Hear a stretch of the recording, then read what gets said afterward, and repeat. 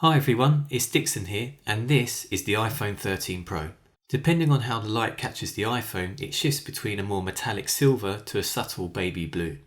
The matte finish on the back is smooth and cool to touch, whilst the sides are of a glossy finish.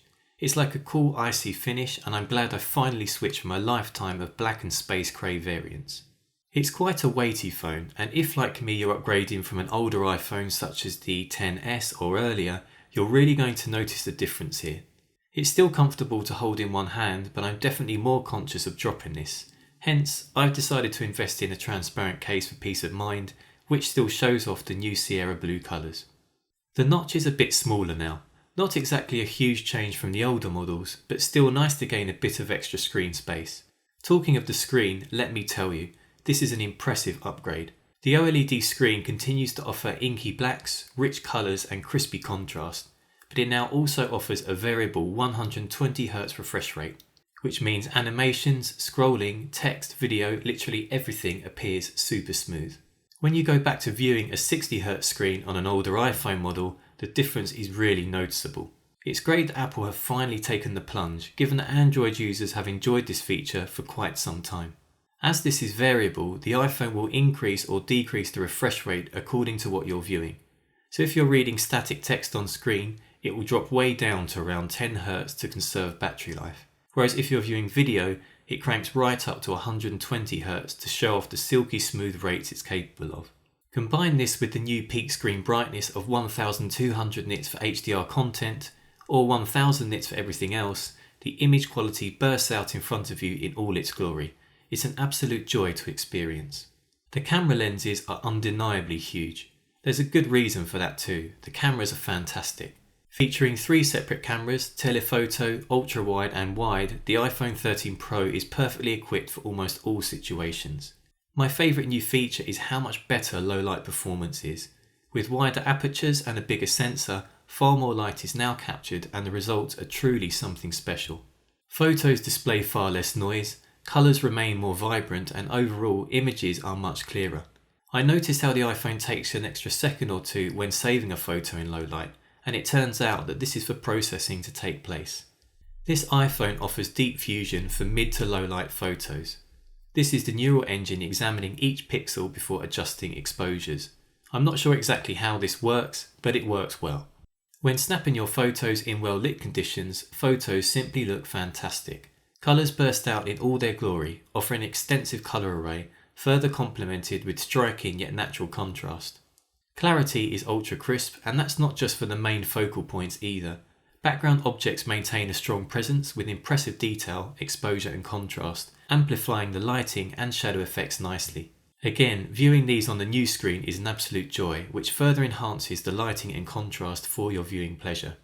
The iPhone 13 Pro offers wide-angle view and 3 times optical zoom, giving surprisingly decent results. These features also carry over for video recording. Having these is not only useful, but most importantly, the quality remains high across each of the lenses, so they're most definitely not just a gimmick. I've already found myself using the ultra-wide lens a lot, especially when I've been out with friends and snapping those all-important selfies. But I also love using this for landscape photos where I want to capture as much of the scenery as possible. The 3 times optical zoom is another useful lens to have, zooming in on those objects in the distance, maintaining good clarity. I never used to zoom in much on the majority of my photos due to degradation in quality. But with this lens, I'm definitely comfortable in saying you can achieve impressive results, as long as you're not trying to treat this like a telescope. Another huge plus is how easy it is to switch between these lenses. Simply tap on the icon and the transition is instant. Filters have been available on iPhones for a while now, but I've never been a huge fan due to the fact that they can be far too oversaturated or just wildly over the top, resulting in unrealistic and overproduced photos. Apple's answer to this is the newly added Styles feature. Choose between rich contrast, vibrant, warm and cool, and these effects will be rendered live as you're using the camera. But the true benefit is that the processing works to ensure things like skin tones and the colour of the sky remain accurate, while subtly adjusting the colours and tones of the remaining elements in each photo. Therefore, photos remain more realistic whilst offering some very accessible colour grading on the fly. You can further adjust the tone and warmth for each style, offering more customization to get the result you desire. New this year is macro photo and video. You can get as close as 2 centimeters away from an object to get those close-up shots. The definition is impressive, whilst all of the colours, contrast and exposure work well to bring these shots to life. It's pretty cool being able to see the tiny symbols on the PS5 controller, or the molecules making up a plant.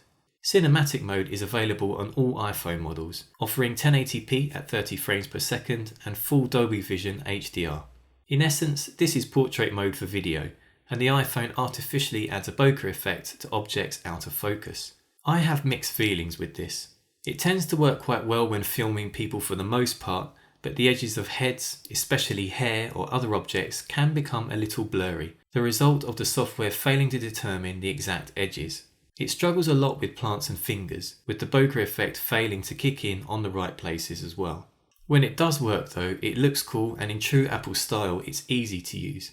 Tap your finger on an object or person to switch the focus point, and the rest will blur out of focus. You can also edit the focus points after recording, not something you'd be able to do using a regular camera.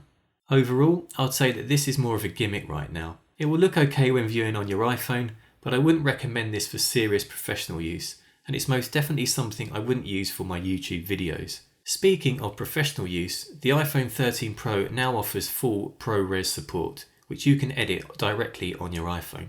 Having this available at your fingertips on your daily mobile device is extremely convenient. Just be aware that recording in this format uses a lot of space on the SSD, so if you're considering using ProRes, I'd recommend upgrading the SSD to ensure you have plenty of capacity for those hefty video files. Fortunately, you can now go as high as 1 terabyte on this iPhone, if you're willing to pay the premium. The front-facing camera is naturally weaker than the rear-facing lenses, but I still think it offers good-looking photos and videos when lighting conditions are decent. Still, in low light it outperforms my iPad Pro by some margin, with low amounts of noise even in quite dark situations. Therefore, this is still my go-to FaceTime device. You'll be generally impressed with the selfie photos and videos on this, and you can even switch to a slightly zoomed out view to capture more in each photo. Useful for those of you who are bloggers. Remember, the features such as cinematic mode and styles are all available on this camera as well. As always, Apple have upgraded the hardware, and this A15 Bionic chip continues to raise the bar, offering a 6-core CPU and 5-core GPU for more graphic-hungry applications. So if you're into stuff like gaming, the iPhone 13 Pro offers solid performance. It certainly handles games such as Asphalt with ease, and playback on the enhanced 120Hz screen looks stunning. The colour, the refresh rate and the awesome brightness all add to the immersion of the content you're viewing. The iPhone 13 Pro supports 5G, which is nice to have, but in my experience, at least here in London, the coverage is still not good enough in general to really enjoy the full benefits consistently. When it is available though, the speeds are impressive, and I find that the iPhone does a good job of switching to the most reliable, stable frequency to ensure a solid connection. Over time, I'm sure I'll appreciate this feature much more as the infrastructure continues to grow. Battery life is up to 1.5 hours longer than its predecessor, which doesn't seem like much, but any improvement is always welcome. Using the iPhone extensively for viewing video, photos, phone calls, messages, web browsing and listening to music no longer leaves me worried about making it through the day. I find myself with around 40% left in the evening after more extended use. So unless you're absolutely blitzing through content non-stop, the battery will easily get you through the day.